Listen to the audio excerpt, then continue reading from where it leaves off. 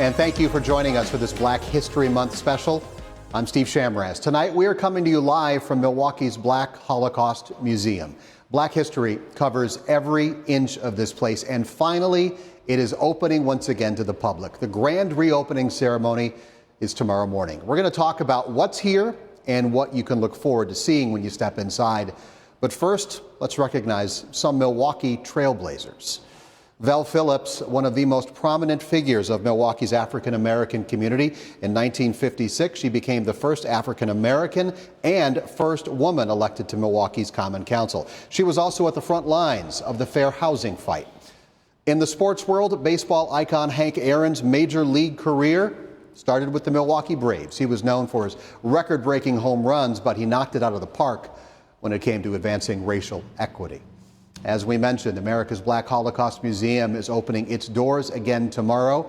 It was founded by James Cameron. He was well known for surviving a lynching in Indiana, and tomorrow his dream will once again be a reality. Let's get back into the reopening and what you at home can expect to see when the doors open to the public tomorrow. This is Dr. Bert Davis. He is the president and the CEO of America's Black Holocaust Museum. How does it feel the night before this opens to the public again? Well, thanks so much for being here, number one. To be very candid and honest with you, I haven't slept very much this entire week because of the excitement.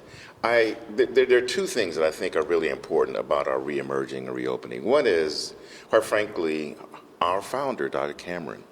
When I was asked, because I was here before at the Zoological Society, I'm a veterinarian by training. And so I've worked in zoos and aquariums my entire career. When I was asked to come back, I heard the story, had read the story before of continuing the legacy of Dr. Cameron. And within 30 minutes of getting a couple of calls, I knew I was coming back.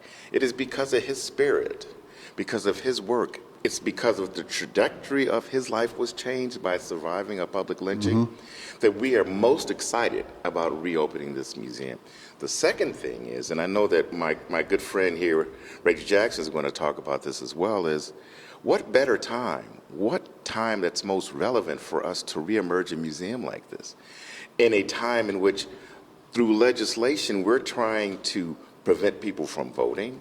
We're trying to keep our history out of classrooms. It's history. It's not our history. It's everyone's history. Tell people the history they can see here, because there is history here, hundreds of years ago history, and there's 2 years ago on this wall right over here. It's a long story. It is a long story. And so we kind of say tongue-in-cheek, we take about 500 years of our history and we condense it into less than 5,000 square feet.